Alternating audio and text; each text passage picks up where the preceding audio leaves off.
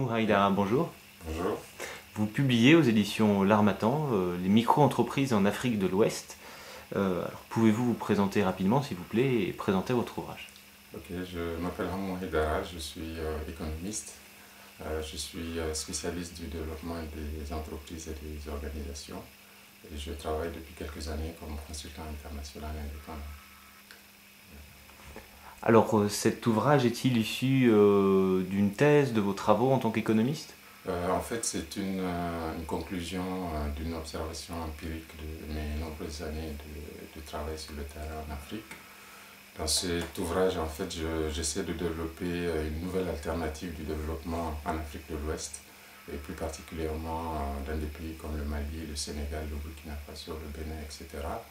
Avec l'idée que depuis les indépendances, les politiques de développement qui ont été promues jusqu'à maintenant se sont basées sur le mythe de grandes entreprises et de grandes exploitations agricoles qui en réalité n'existent pas dans nos économies. L'idée, c'est de partir du principe que la réalité de nos économies aujourd'hui est fondée essentiellement à plus de 80% sur des micro et très petites entreprises, essentiellement évoluant dans le secteur informel. Que donc, si on basait notre stratégie de développement sur la promotion de ces entreprises-là, qu'on a les meilleures chances possibles de développer nos économies. Ça suppose naturellement pour cela de changer fondamentalement nos modes de gouvernance politique, économique, voire culturelle, de manière à ce que les meilleures conditions soient créées pour que ces entreprises soient promues et par conséquent tirent les économies vers le développement. Alors, pouvez-vous nous dire rapidement quelles sont les idées novatrices que vous proposez dans cet ouvrage? Alors, la première idée intéressante, c'est de partir du principe qu'aujourd'hui, sur la base de la réalité de nos économies, l'Afrique de l'Ouest en particulier a les moyens, sans nécessairement faire appel à l'aide internationale, de développer une stratégie de développement endogène, en partant du principe de créer des systèmes de financement novateurs.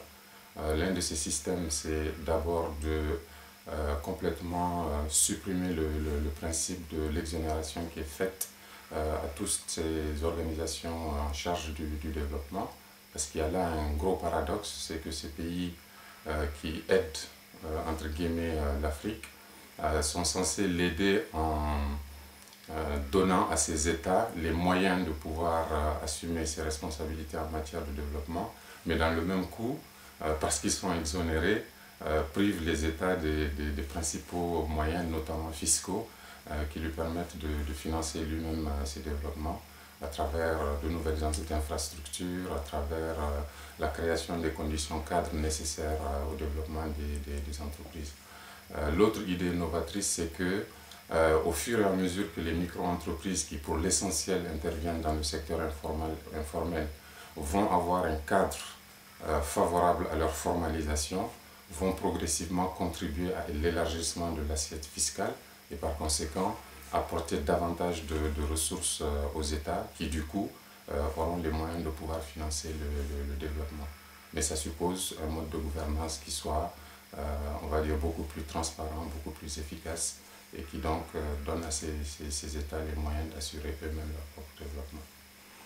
Et enfin, pour conclure, à qui ce livre est-il destiné? Aux économistes, à tous ceux qui s'intéressent à l'Afrique? Alors, au grand public en général, mais plus particulièrement aux décideurs politiques, économiques, aux étudiants, aux chercheurs, parce qu'au-delà de la stratégie de développement que je promeux, je fais aussi un état de la situation des micro-entreprises dans le sous-continent de l'Afrique de l'Ouest, qui, de mon point de vue, est véritablement une nouvelle alternative tout à fait crédible pour le développement économique et social de nos pays.